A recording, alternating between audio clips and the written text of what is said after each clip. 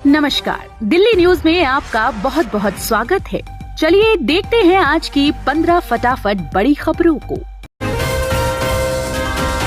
दिल्ली की सियासी जंग में अब लेटर बम से हमले, एलजी और आप के बीच नए मोर्चे पर छिड़ी लड़ाई। दिल्ली की सियासत में पत्रों के जरिए आरोप प्रत्यारोप का दौर जारी है। एलजी वीके सक्सेना ने पानी के मुद्दे पर मुख्यमंत्री को पत्र लेकर मंत्री आतिशी पर निशाना साधा। एलजी ने कहा कि जल संकट और एक घटना को लेकर मंत्री सियासत कर रही हैं। अगर इस तरह की समस्या है तो यह पिछले 10 साल की निष्क्रियता और असक्षमता की स्वीकारोक्ति है। उधर इसके जवाब में आतिशी ने पत्र लेकर कहा कि एलजी को जब इस तरह के मामले में अफसरों पर कार्रवाई के लिए कहा जाता है तो तब वे चुप्पी साध लेते हैं। लोकसभा चुनाव के पहले चरण के चुनाव के लिए थम गया प्रचार प्रसार। लोकसभा चुनाव 2024 के पहले चरण का प्रचार बुधवार को शाम 6 बजे थम गया। भारतीय निर्वाचन आयोग की ओर से जारी बयान में बताया गया, लोकसभा चुनाव के पहले चरण का प्रचार नॉर्थ ईस्ट में दोपहर को 3 बजे समाप्त हुआ था, जबकि देश के बाकी हिस्सों में यह शाम 6 बजे खत्म हुआ। दिन में इससे पहले सभी प्रमुख सियासी दलों ने जमीन पर रैली, रोड शो और जनसभाओं के जरिए जमीन पर पूरी ताकत झोंकी। प्रधानमंत्री नरेंद्र मोदी दिन में असम के नलबाड़ी पहुंचे, जहां उन्होंने एक रैली में कहा कि 4 जून को नतीजा क्या होने जा रहा है, ये साफ दिखाई दे रहा है। राम मंदिर में विज्ञान का चमत्कार, रामलला का हुआ भव्य सूर्य तिलक। पूरे देश में रामनवमी की धूम है। अयोध्या में राम मंदिर में रामनवमी में विशेष व्यवस्था की गई थी। दोपहर के समय रामलला की मूर्ति के माथे का सूर्य किरण से अभिषेक किया गया। मंदिर प्रबंधन ने विज्ञान का इस्तेमाल कर 5.8 सेंटीमीटर प्रकाश की किरण के साथ रामलला का सूर्य तिलक किया। इस मौके पर 10 भारतीय वैज्ञानिकों की एक टीम राम मंदिर में तैनात थी। दोपहर 12 बजे से लगभग 3:05 तक दर्पण और लेंस का उपयोग करके सूर्य की रोशनी को रामलला की मूर्ति के माथे पर सटीक रूप से स्थापित किया गया। वैज्ञानिकों की टीम ने इसके लिए अथक प्रयास किया है। दिल्ली में डबल मर्डर, पत्नी और साले की हत्या के बाद शख्स ने किया सरेंडर। दिल्ली में डबल मर्डर का सनसनीखेज मामला सामने आया। एक शख्स ने अपनी पत्नी और साले की हत्या कर दी। वारदात को अंजाम देने के बाद आरोपी फरार हो गया है। घटना की सूचना मिलते ही पुलिस घटनास्थल पर पहुंची और जांच में जुट गई है। वहीं एक टीम को आरोपी की तलाश में लगाया था। कुछ देर बाद वह खुद वापस आ गया और पुलिस के समक्ष सरेंडर कर दिया। यह घटना पूर्वी दिल्ली के शकरपुर इलाके की है। पीएम मोदी के खिलाफ हाई कोर्ट में याचिका, 6 साल का प्रतिबंध लगाने की मांग। सिख और हिंदू देवी देवताओं और पूजा स्थलों के नाम पर वोट मांगने के लिए प्रधानमंत्री नरेंद्र मोदी के खिलाफ कार्रवाई की मांग करते हुए दिल्ली हाई कोर्ट में याचिका दायर की गई है। याचिका वकील आनंद एस जोंधले ने दायर की है। याचिका में जनप्रतिनिधित्व अधिनियम के तहत प्रधानमंत्री मोदी को 6 साल के लिए चुनाव से अयोग्य घोषित करने के लिए चुनाव आयोग को निर्देश देने की मांग की है। साथ ही धार्मिक देवी देवताओं और पूजा स्थलों के नाम पर वोट मांगने से रोकने का आदेश देने को कहा गया है। केजरीवाल को जेल से सरकार चलाने दी जाने को लेकर हाईकोर्ट में जनहित याचिका दायर। दिल्ली आबकारी नीति घोटाले से जुड़े मनी लॉन्ड्रिंग मामले में आरोपी मुख्यमंत्री अरविंद केजरीवाल के जेल के अंदर से सरकार को चलाने को लेकर बने विवाद के बीच यह मामला अब दिल्ली हाईकोर्ट पहुंच गया है। एक अधिवक्ता ने केजरीवाल को जेल के अंदर से सरकार चलाने की अनुमति देने की मांग को लेकर हाईकोर्ट में जनहित याचिका दायर की है। रेलवे देने वाला है बड़ी खुशखबरी, अब भारत खुद बनाएगा bullet train. Vande Bharat express के बाद अब भारत स्वदेशी बुलेट ट्रेन की भी तैयारी कर रहा है। कहा जा रहा है कि प्रस्तावित ट्रेन की भारत की सबसे तेज रेलगाड़ी होगी। फिलहाल इसकी डिजाइन पर काम जारी है। खास बात यह है कि विश्व स्तर पर 250 किलोमीटर प्रति घंटा की रफ्तार से दौड़ने वाली रेलगाड़ियों को हाई स्पीड ट्रेन कहा जाता है। एक रिपोर्ट के अनुसार एक अधिकारी ने कहा, इसे वंदे भारत प्लेटफॉर्म पर तैयार किया जा रहा है, जो पहले ही 220 किलोमीटर प्रति घंटे की रफ्तार को छू सकती है। दिल्ली, गुजरात सहित 8 केंद्र शासित प्रदेश और राज्यों में बीजेपी कर सकती है क्लीन स्वीप।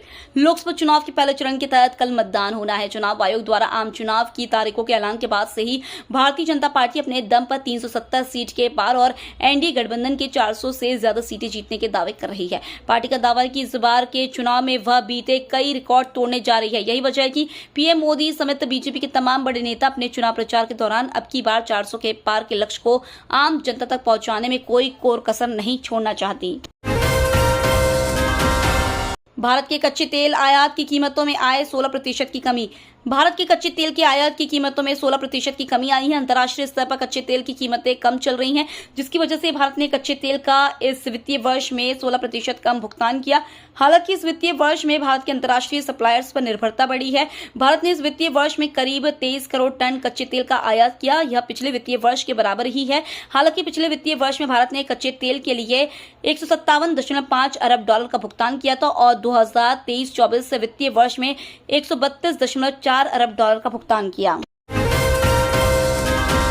पंजाब हरियाणा में किसानों का रेल रोको आंदोलन, 34 ट्रेन प्रभावित। पंजाब और हरियाणा की शंभू बॉर्डर पर आंदोलन कर रहे किसानों ने रेलवे ट्रैक जाम कर दिया है। हाल ही में गिरफ्तार किए गए 3 किसान कार्यकर्ताओं की रिहाई की मांग को लेकर किसान यूनियनों ने बुधवार को पटियाला जिले के शंभू सीमा पर रेलवे ट्रैक को अवरुद्ध कर दिया। पुलिस की तैनाती के बावजूद किसानों ने रेलवे स्टेशन की तरफ जाने वाली सड़क पर की गई बैरिकेडिंग को हटा दी और रेलवे ट्रैक पर जाकर बैठ गए। पुलिस की तमाम कोशिशों के बाद भी किसान रेलवे ट्रैक के बीच में तंबू गाड़ दिए।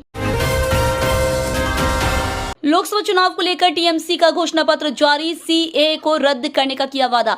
लोकसभा चुनाव को लेकर टीएमसी ने अपना मैनिफेस्टो जारी कर दिया है। टीएमसी ने अपने मैनिफेस्टो में सीएए को रद्द करने का वादा किया है। इसके साथ ही एनआरसी को रोकने का वादा भी किया गया है। मैनिफेस्टो में टीएमसी का कहना है कि यूसीसी को पूरे देश में लागू नहीं किया जाएगा। आतंकियों को घर में घुसकर मारेंगे, पीएम मोदी के बयान पर अमेरिका ने दी प्रतिक्रिया।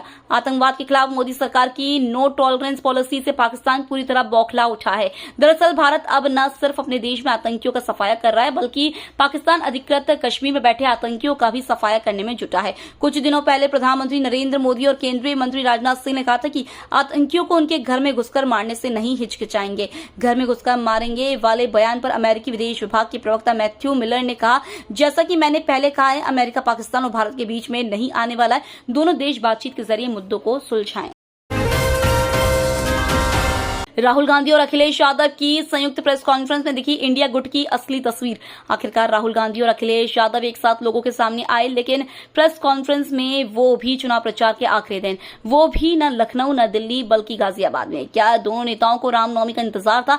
ये ठीक है कि उत्तर प्रदेश में राम मंदिर को लेकर बीजेपी के पक्ष में माहौल बना है। रामनवमी के मौके पर सिर्फ यूपी ही नहीं बल्कि देश भर में लोगों को रामलला पर सूर्य तिलक का बेसब्री से इंतजार रहा और राहुल गांधी ने अखिलेश यादव के साथ अपनी प्रेस कॉन्फ्रेंस उससे पहले ही खत्म कर दी। बिजली पानी बस सब्सिडी पर दिल्ली के एलजी ने दिया बड़ा बयान। दिल्ली के उपराज्यपाल विनय कुमार सक्सेना ने एक बड़ा बयान देते हुए साफ कहा कि मुख्यमंत्री अरविंद केजरीवाल के जेल में रहने से जनता को मिल रही बिजली, पानी और बस सेवा से जुड़ी मुफ्त सब्सिडी पर कोई असर नहीं पड़ेगा। दिल्ली के एलजी सक्सेना ने आम आदमी पार्टी और दिल्ली के मंत्रियों पर जनता के बीच भ्रम फैलाने का आरोप भी लगाया। उपराज्यपाल ने साफ किया कि कानून की उचित प्रक्रिया के तहत किसी व्यक्ति के जेल में रहने से दिल्ली में मिल रही बिजली, पानी और बस यात्रा सब्सिडी पर कोई असर नहीं पड़ेगा। आम आदमी पार्टी और दिल्ली सरकार के मंत्रियों की सब्सिडी को लेकर दिए जा रहे बयानों पर उपराज्यपाल कार्यालय ने यह बयान जारी किया। आपस में भिड़े दो पार्टी, बीजेपी ने शराब नीति पर घेरा तो आप ने कोविड काल याद दिलाया। लोकसभा चुनाव में ईस्ट दिल्ली सीट पर आप और बीजेपी के बीच जोरदार मुकाबला देखने को मिलने वाला है। इसकी झलक एनबीटी संवाद के दौरान दिखाई दी, जिसमें हिस्सा लेने आप उम्मीदवार कुलदीप कुमार और बीजेपी कैंडिडेट हर्ष मल्होत्रा एनबीटी के दफ्तर पहुंचे। दोनों ने ईस्ट दिल्ली के विकास के लिए अपना अपना विजन रखा। कुलदीप ने जहां इलेक्टोरल बॉन्ड पर विपक्षी नेताओं के खिलाफ ईडी सीबीआई की कार्रवाई, दिल्ली सरकार के हक में आए सुप्रीम कोर्ट के फैसले को बदलने के लिए कानून में बदलाव, एलजी के दखल जैसे मुद्दे उठाए। वहीं आप नेता ने कोविड कॉल में बीजेपी पर धोखाधड़ी करने का आरोप लगाया है।